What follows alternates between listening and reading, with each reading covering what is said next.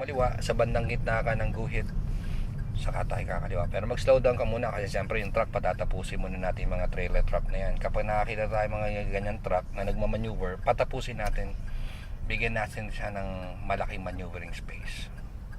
Doon tayo papasok, Frank, ha? Yung malapit siya nakatayong yun. Yan, patapusin mo na yung trailer. O pwede ka nang gumapang ng dahan-dahan. The rule is scroll ulit. Nakasignal ka naman, nakakaliwa tayo.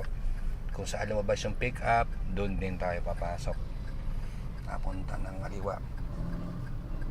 Mas mag-iingat sa likong kaliwa kasi mas delikado ang likong kaliwa. Okay, kasi may kasalubong tayo at maaaring may mabilis din sa likuran. Pakiramdaman mo yung nasa unahan mo kung pagbibigyan ka. Nakasignal ka naman. Pakita mo sa kanila na parang ikaw talaga may planong kumaliwa. Yung gulong mo, iikuti mo ng konting kaliwa para alam nila na nag-a-attempt ka ng dahan-dahan. Huwag mo muna isagad. Move, dahan-dahan. Dahan-dahan lang kasi may kasabay ka naman galing din sa loob. Dahan-dahan lang. Habang nakatingin kaliwat kanan, lalo na sa kanan, may humahabol pa. Okay, pagbigyan mo na. Okay, habol, tayo naman. Bawi manabela, pababayan, kaya mag-a-apply ka ng konting brake. Yun, dahan-dahan pababa. Okay, salamat dun sa nagbigay sa amin. Straight mo let rank. May humps dyan. Bago dumating ng humps, slow down.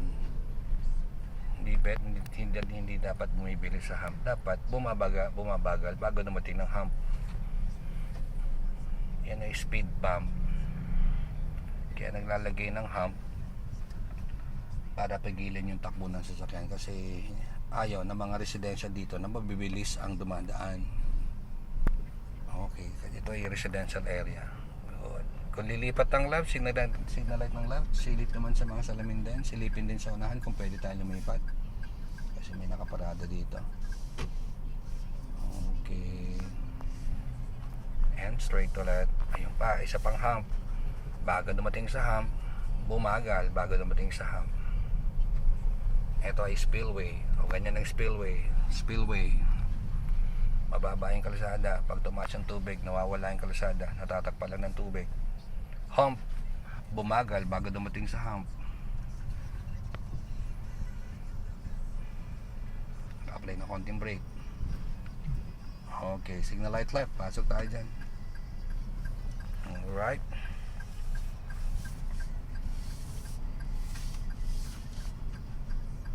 Okay, keep right. Dapat nakapesto agad sa kanan. Pabagalin ulit, signal light right. Mag-rate naman tayo dyan.